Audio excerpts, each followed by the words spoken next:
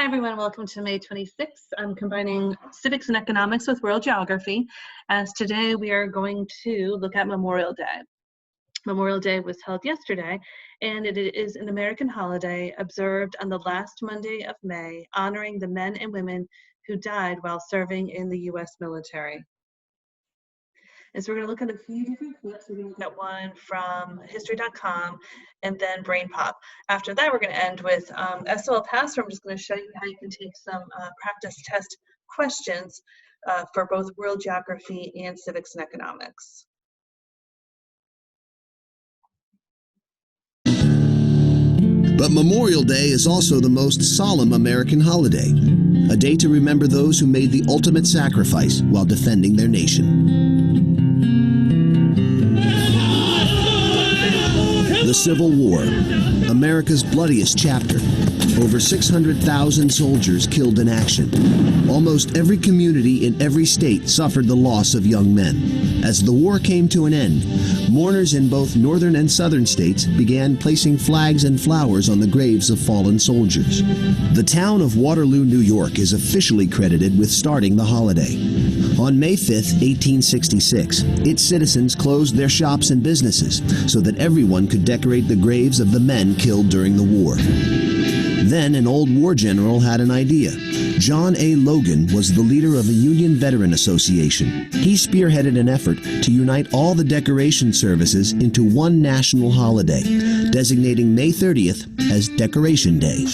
On the first National Decoration Day, 1868, 5,000 war widows, orphans, and other mourners gathered at Arlington National Cemetery. They placed flowers and ribbons on the 20,000 graves of both Union and Confederate soldiers. Two future presidents and fellow Union veterans, Ulysses Grant and James A. Garfield, attended the ceremony. Throughout the 19th century, Decoration Day grew. Ceremonies were held in major Civil War battlefields like Gettysburg, Pennsylvania, and Antietam Field in Maryland. By the end of the century, the holiday was renamed Memorial Day. But war wounds ran deep. Most southern states refused to commemorate a holiday they regarded as honoring Union soldiers. So each state commemorated their war dead with different Confederate decoration days. Several southern states continue the tradition to this day. World War I ushered in the age of modern warfare. America lost over 130,000 soldiers in the global conflict. This shared experience finally bonded America's North and South. When the war ended, May 30th became a day to honor all American soldiers who died in battle as far back as the Revolutionary War. America interred its first unknown soldier in Arlington National Cemetery on Armistice Day, 1921. Every Memorial Day, this soldier and other unknown soldiers are honored with a wreath-laying ceremony conducted by the President or Vice President. They are reminders of all those who never made it home. Memorial Day became a federal holiday in 1971, and Congress shifted it from May 30th to the fourth Monday in May, giving federal workers a 3-day weekend. All across America, veterans and civilians still gather in parades and vigils to remember the generations who gave their lives for their nation's freedom.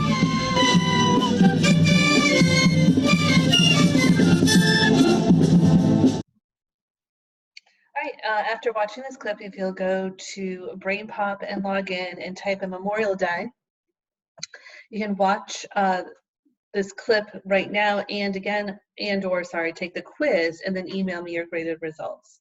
So we'll watch this first.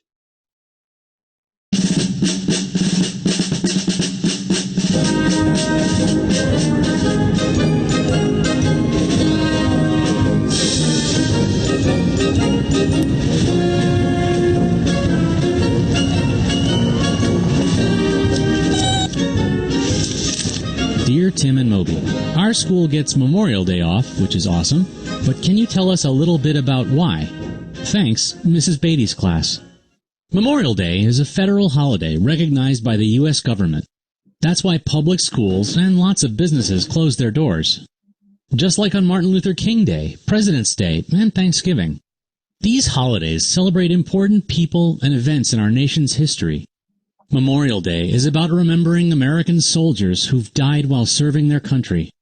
It falls on the last Monday in May, just before the start of summer. So, a lot of folks celebrate with cookouts and stuff like that. But with all the parties and parades, it's easy to forget why we have a long weekend. Most cultures have some tradition of remembering fallen soldiers. In America, the custom dates back to colonial times. But the holiday's formal roots can be traced back to the Civil War. 600,000 Americans died in that conflict, the most in our nation's history. During the war, Confederate families decorated graves with flags and flowers. Then the North picked up on the practice with a holiday called Decoration Day. After the war, it gradually became known as Memorial Day. But Southern states continued to remember their dead with a variety of traditions. The holiday as we know it emerged after World War I. America lost more than 100,000 troops in that war. It was a bitter blow for so many men to die so far from home. But unlike the Civil War, the sacrifice brought North and South together.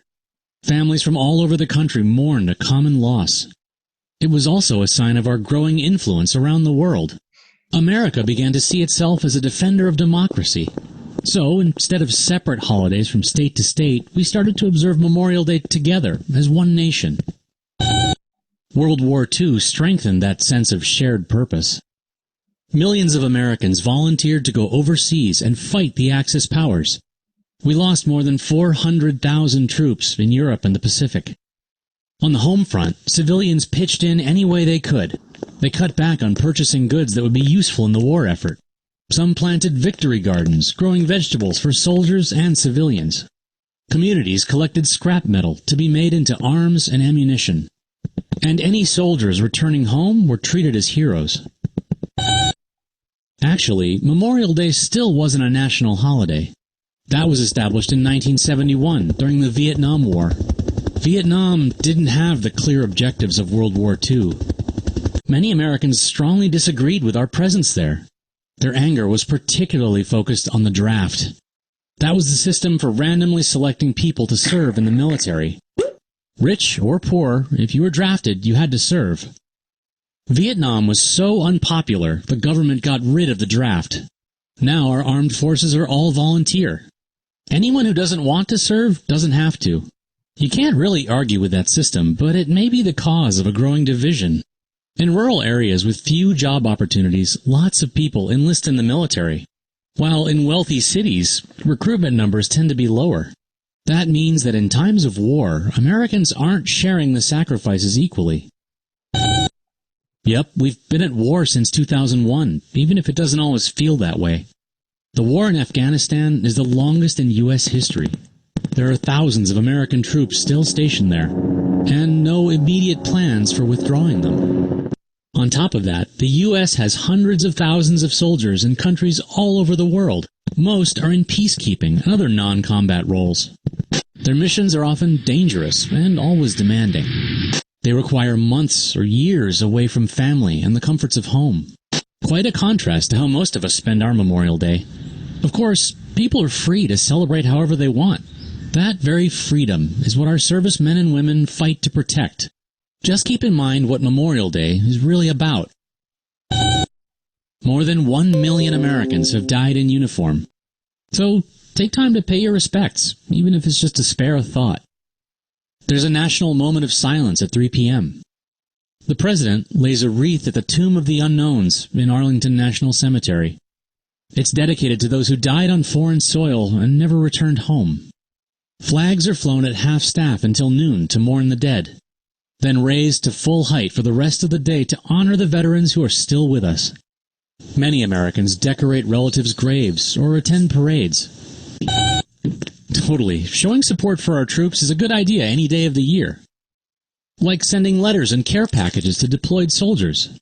It means a lot to them to get something special while they're away. You can also raise money for one of the many charities devoted to our armed forces. They provide financial, medical, and educational support to soldiers and their families.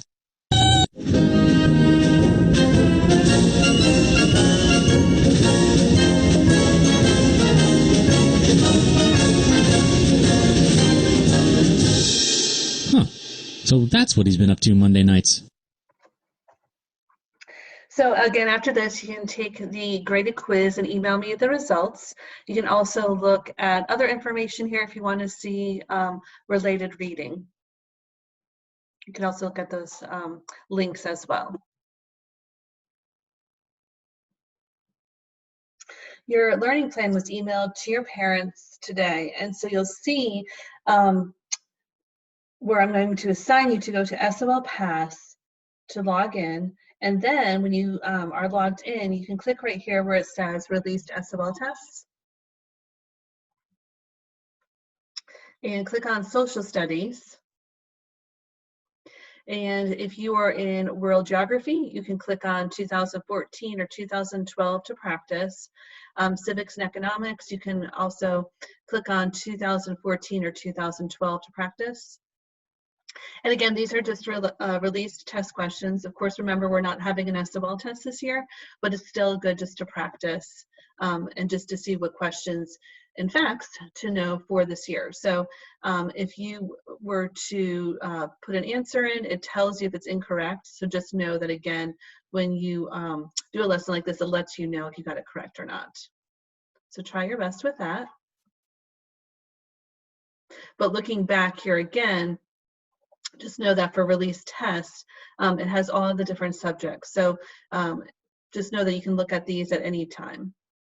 But for World Geography and for Civics and Economics, you click on Social Studies to get to your assigned links here. So again, your lesson plan will have this information on it as well that was emailed to you. I hope you have a great day. Know that too, just for future lessons, that Packet 5 had a delay in being mailed out. Unfortunately, our school had some potential flooding that could have happened from all the rain we had last week. So hopefully those packets will be mailed. Just know that there will be a delay in packet number 5 this week. Please email me if you have any questions, and I will talk to you soon.